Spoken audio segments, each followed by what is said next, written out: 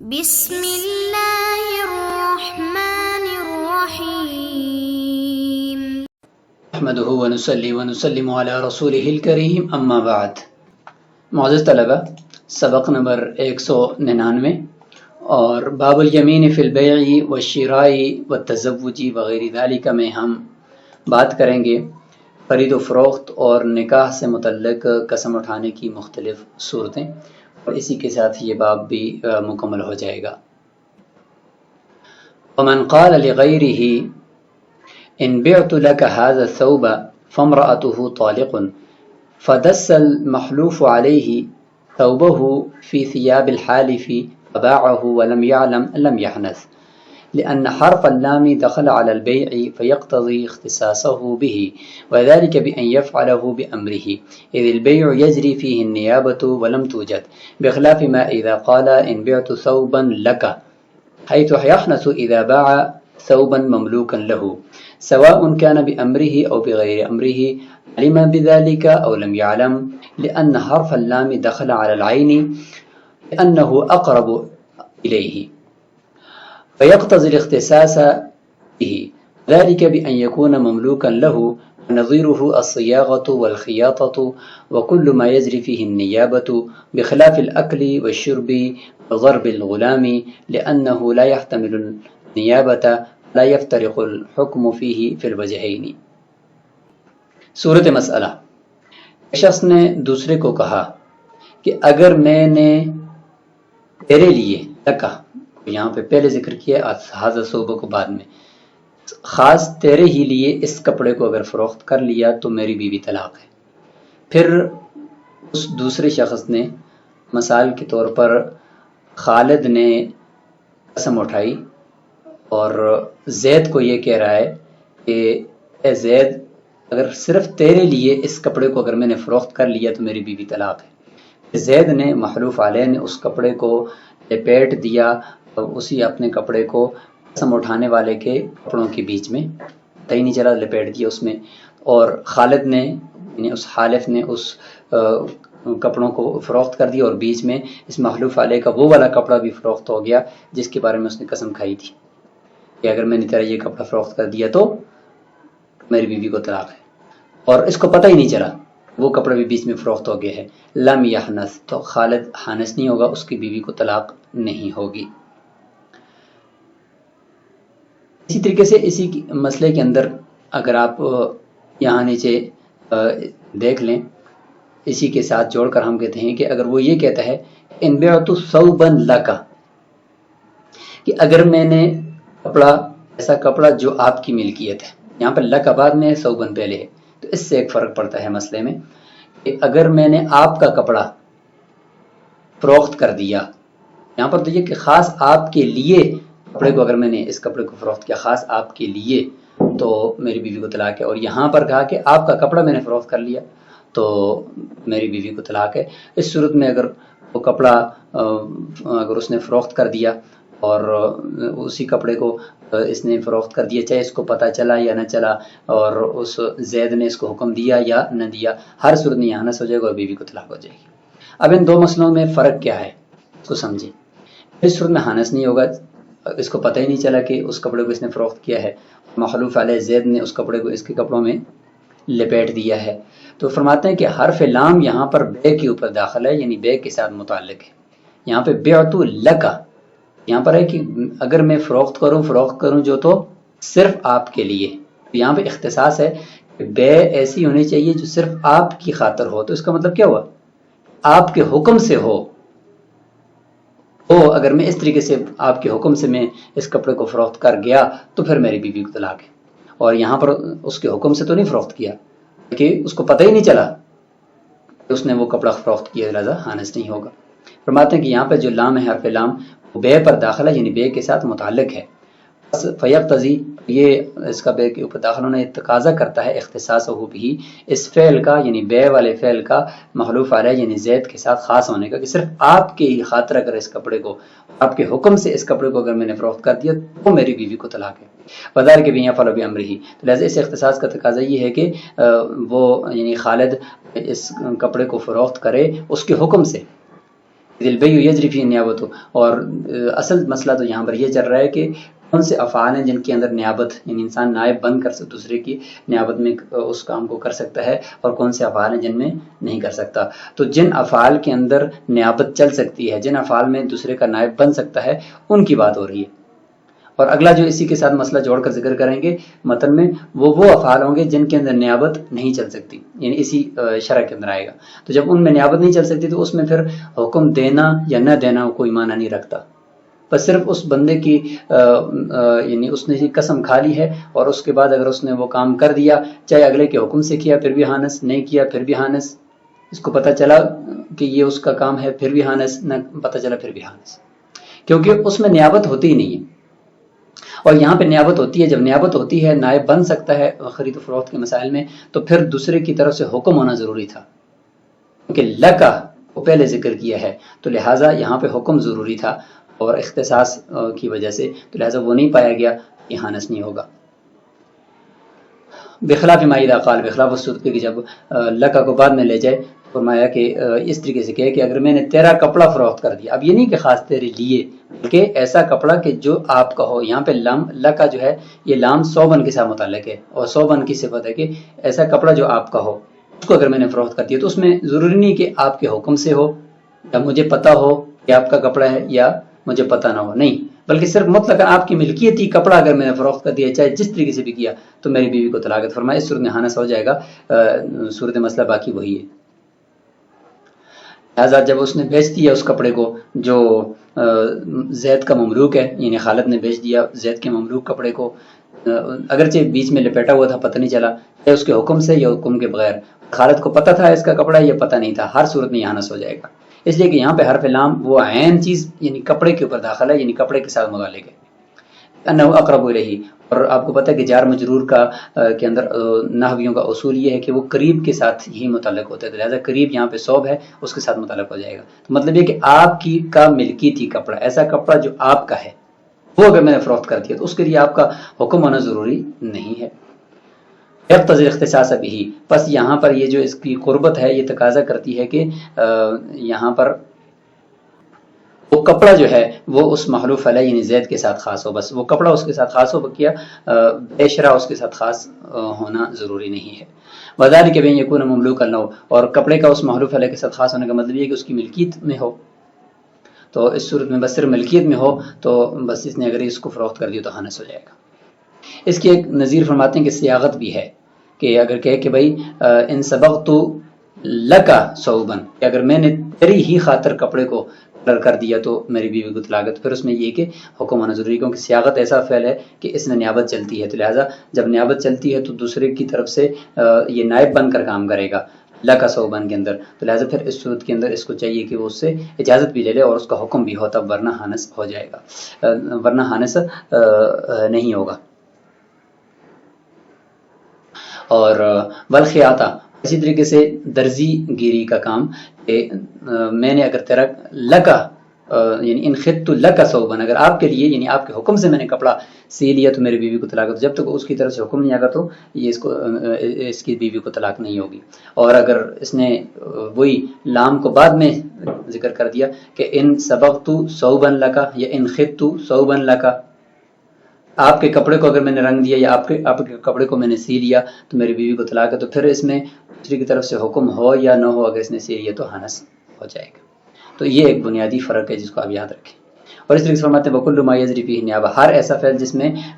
نیابت چل سکتی ہے، یعنی ایک ہی جگہ پہ دوسرا بندہ بھی اس کے کام کو کر سکتا ہے، نائب بنا سکتا ہے، تو فرماتے ہیں کہ اس صورت کے اندر یہی ہوگا کہ اگر لکا کو پہلے ذکر کریں گے دوسری کی طرف سے حکم کے بغیر یہ ہانس نہیں ہوگا، اور لکا کو بعد میں ذکر کریں گے اور عین چیز کی صفت بنائیں گے، اس کے ساتھ متعلق کریں گے، تو پھر اس صورت میں ہر حال ہر صورت کے اندر وہ اگر اس فعل کو کرے گا تو وہ ہانس ہو جائے گا۔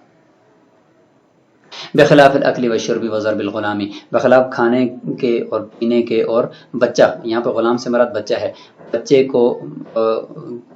ادب سے کھانے کی وجہ سے مارنے کا جو فعل ہے اس کے، کہ ان میں نیابت نہیں چلتی، ان میں نیابت کا احتمال نہیں۔ ظاہر ہے کہ میری جگہ پہ کوئی دوسرا بندہ کھائے، میں نے تو نہیں کھایا وہ نا، مجھے تو اس کی کوئی فائدہ نہیں ہوا، اوپر جو خیاطت ہے، سباغت ہے اور سیاغت ہے اور خیاطت ہے، یعنی درزی کا کام، رنگ کا کام اور کپڑے سینے کا، تو ان کا میرا نائب، یعنی کوئی بندہ میرا نائب بن کر بھی یہ کام کر سکتا ہے اور اس کی منفعت مجھے ملتی ہے۔ لیکن اگر میری جگہ پہ کوئی دوسرا بندہ کسی چیز کو کھائے گا، میری جگہ پہ کوئی دوسرا بندہ کسی چیز کو پیے گا، تو مجھے تو کوئی فائدہ نہیں ہے، لہٰذا اس میں نیابت نہیں چلتی۔ اور یا میری جگہ پہ میرے بچے کی تعدیب کوئی اور بندہ کرے گا تو مجھے تو اس کا کوئی فائدہ نہیں، وہ تو بچے کا فائدہ ہے، تو لہٰذا اس میں نیابت نہیں چلتی۔ جب اس میں نیابت نہیں چلتی، لہٰذا اس میں اگر آپ صوباً لکا یا اکلت طعاماً لکا کہیں یا اکلت لکا طعاماً کہیں، یعنی لام کو پہلے ذکر کریں یا لام کو بعد میں ذکر کریں، تو ہر صورت کے اندر اگر آپ نے قسم کھائی کہ اگر میں نے تیرا کھانا کھا لیا یا تیری حکم سے یہ کھانا کھا لیا یا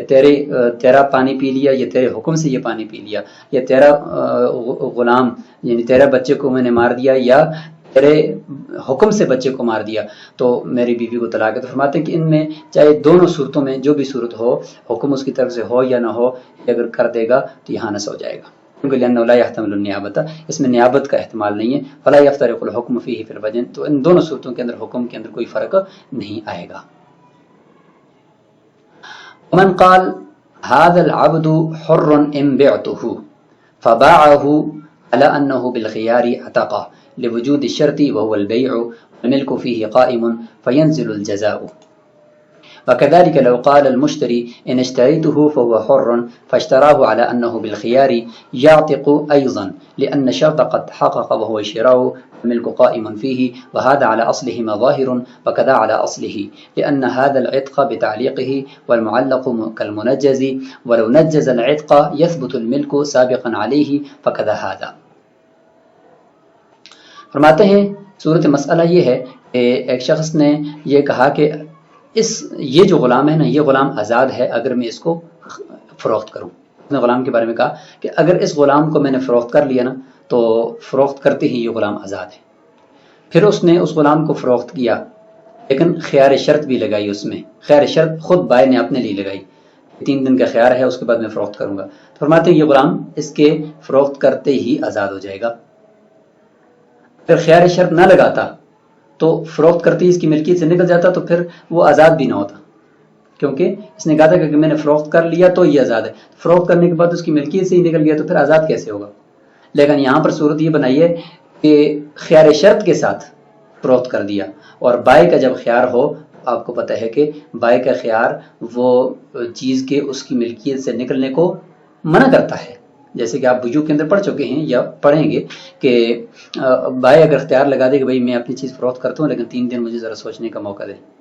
تو اس کا مطلب یہ کہ میری ملکیت سے فی الحال چیز نہ لے جائیں، میں نہیں فروخت کرنا چاہتا ہوں جب تک کہ 3 دنوں کے اندر میں نے مشاورت نہیں کی۔ تو خیار شرط کے ساتھ فروخت کیا تو شرط تو پائے گی، بے تو ہو گیا، بے تو ہو گئی ہے، بے کا ایجاب اور قبول ہو چکا ہے، صرف ابھی بے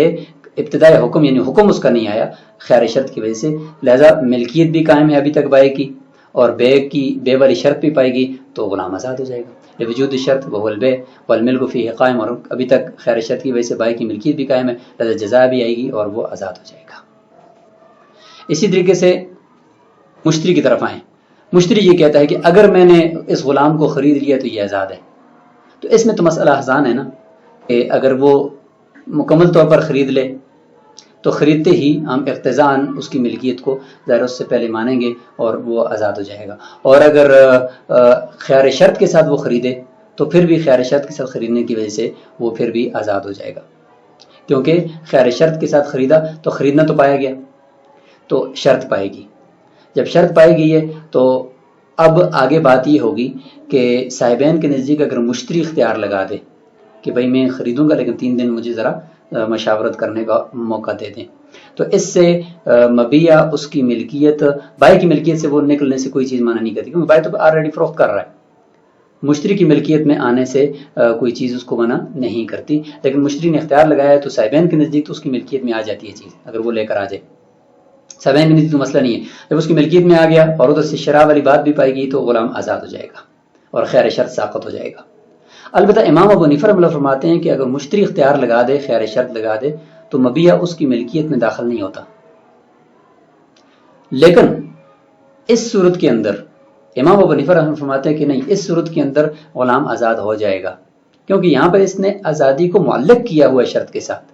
اور یہ کہا ہے کہ اگر میں نے اس غلام کو خرید لیا تو یہ آزاد ہے، تو گویا کہ اس نے آزادی کو معلق کیا شرط کے ساتھ، خریدنے کے ساتھ۔ خریدنا پایا گیا، خریدنا جب پایا گیا تو اب ہمیں اقتضاءً یہاں پر ملکیت کو بھی ماننا پڑے گا، اور یہ جو معلق کیا ہوا یہ منجز کی طرح ہوگا، جیسے کہ ابھی خریدنے کے بعد اگر یہ کہتا ہے کہ میں نے یہ غلام آزاد ہے اور اس وقت خیر شرط اس نے لگایا ہوا ہے، تو فوری طور پر ہم اقتضاً اس کی ملکیت کو مان لیں گے، غلام کو آزاد کر دیں گے، اور اقتضاً غلام آزاد ہو جانے کی وجہ سے یہ جو خیر شرط ہے اس کا وہ ساقط ہو جائے گا۔ تو امام ابو حنیفہ رحمۃ اللہ فرماتے ہیں کہ یہاں پر وہ ٹھیک ہے اس کی ملک میں داخل تو نہیں تو، لیکن یہاں پر خیار شرط کی وجہ سے جو اقتضاءً ہم یہاں پر اس کو مانیں گے، اس کی ملکیت کو، اور غلام کو آزاد کر دیں گے، چونکہ اس نے آزادی کو شرط یعنی شرع کے اوپر معلق کیا تھا، اور وہ شرع پائے گی، اب ہمیں اقتضاءً ملکیت کو ماننا پڑے گا۔ تو دیکھیں فرماتے ہیں کہ اس نے کہا کہ اگر میں نے غلام کو خرید لیا تو غلام آزاد ہے، پھر غلام کو خریدا لیکن خیار شرط کے ساتھ خریدا، تو یاتق ایضاً اس میں بھی بالاتفاق آزاد ہو جائے گا، اس لیے کہ شرط وہ پائی گئی ہے اور وہ ہے خریدنا، اور ملکیت بھی اس میں قائم ہے۔ طیبین کے نزدیک تو بالکل ٹھیک ہے، کیونکہ مشتری کا خیار وہ بائع کی ملکیت سے منع نہیں کرتا چیز کے نکلنے کو، اور مشتری کی ملکیت میں بھی وہ داخل ہو جاتی ہے، تو ملکیت بھی قائم ہے، اور خیر شرط ساقط ہو جائے گا اور غلام آزاد ہو جائے گا۔ اس طریقے سے امام ابو حنیفہ رحمۃ اللہ کے اصول کے مطابق بھی درست بیٹھتا ہے، اس لیے کہ وہ فرماتے ہیں کہ یہ آزادی یہاں پہ اس کے معلق کرنے کی وجہ سے ہے، اگر میں نے خرید لیا تو آزاد ہے، اور معلق منجز کی طرح ہوتا ہے، منجز کا معنی فی الحال واقع کرنا، تو یہ منجز کی طرح ہوتا ہے جب شرط پائی جاتی ہے، تو یہاں پر شرط پائی گئی ہے، تو لہٰذا ایسا ہے کہ گویا کہ ابھی یہ کہہ رہا ہے کہ یہ غلام آزاد ہے،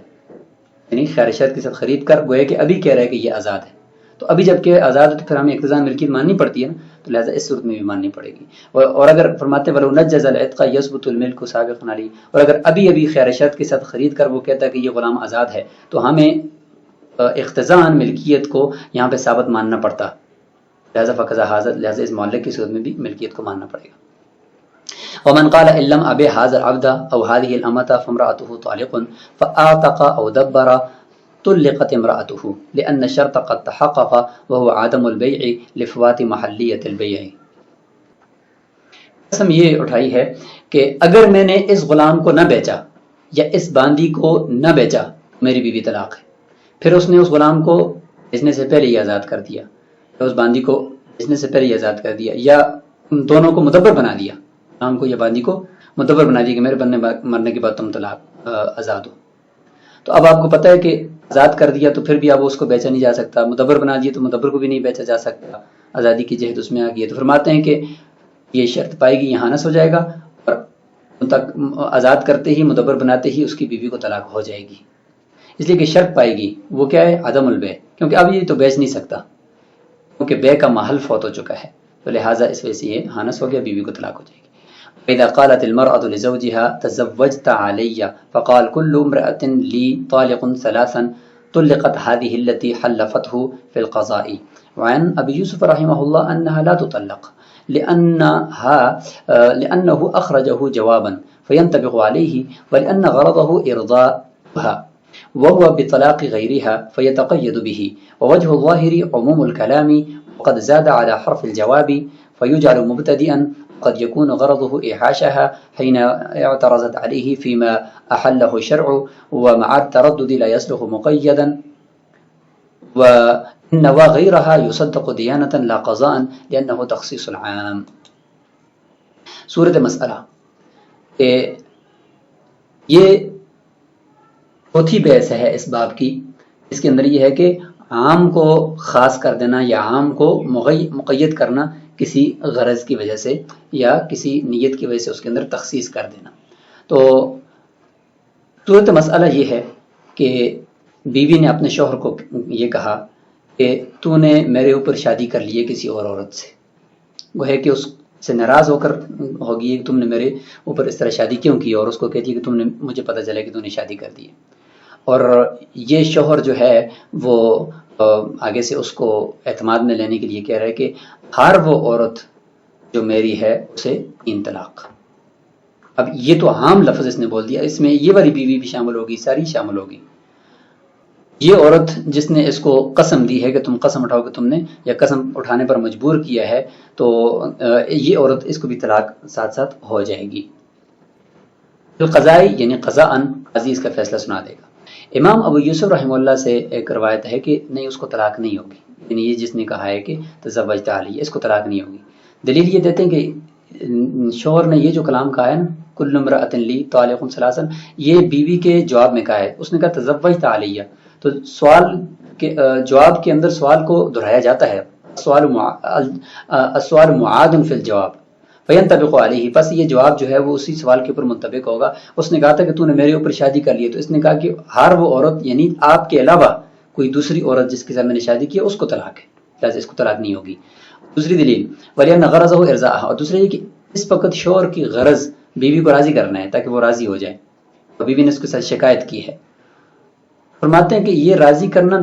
اس کو طلاق دینے سے نہیں ہوگا، یہ تو پھر اور ناراض ہو جائے گی، بلکہ دوسری کو طلاق دینے سے ہوگا۔ فرماتے ہیں وہ بھی طلاق غیریہ،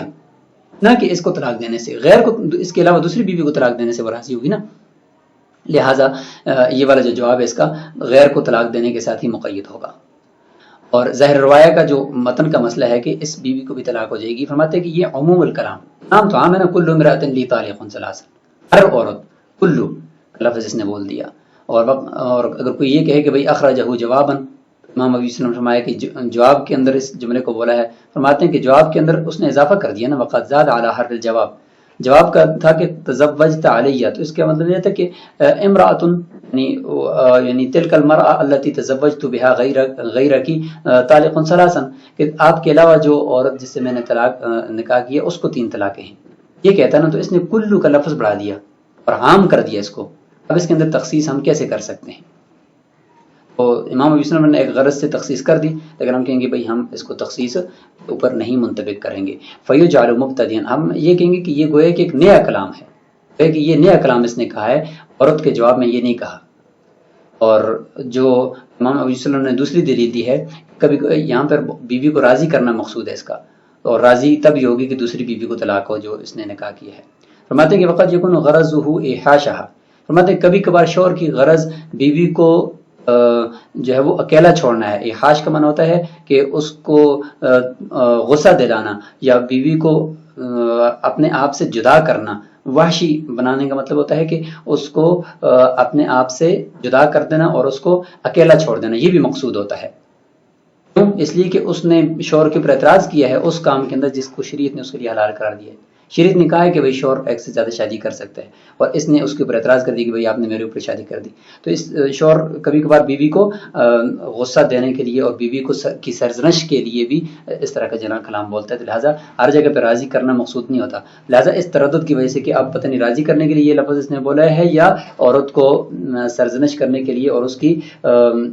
اس کو بند، یعنی اس کا منہ بند کرنے کے لیے اور اس کو اکیلا چھوڑنے کے لیے اس نے کہا ہے۔ فرماتے اس تردد کے ساتھ لا یصلح مقیداً، ہم اس کو مقید نہیں کریں گے کسی اور کی طلاق کے ساتھ، بلکہ یہ عورت بھی اس میں شامل ہو جائے گی۔ وَإِنَّمَا غَيْرَهَا، اگر شوہر نے نیت کر لی ہے اس عورت کے علاوہ کسی اور عورت کی کہ میری نیت یہ نہیں تھی، دوسری تھی، باتیں کہ دیانتاً اس کی تصدیق تو کر لیں گے لیکن قضاء نہیں کریں گے، کہ لأنه تخصیص العام، کیونکہ یہ ایک عام لفظ اس نے جو بولا ہے کل امرأۃ، اس کے اندر یہ تخصیص کرنا چاہ رہا ہے نیت کی وجہ سے، لہذا دیانتاً تو ہوگی، قضاء اس کی اس طرح کے یعنی عام کو خاص کرنے میں قضاء اس کی بات کو نہیں مانا جائے گا۔ بہرحال اس مسئلے کے اندر امام ابو یوسف رحمہ اللہ کے قول کو راجح قرار دیا گیا ہے کہ اس بیوی کو طلاق نہیں ہوگی بلکہ دوسری کو ہوگی، کیونکہ عرف میں عام طور پر ایسے ہی ہوتا ہے، اور عام حالت کے اندر شوہر جب اس طرح کی بات کرتا ہے تو وہ عورت کو راضی کرنے کے لیے ہوتا ہے اور اس کو اعتماد میں لانے کے لیے ہوتا ہے۔ السلام علیکم ورحمۃ اللہ۔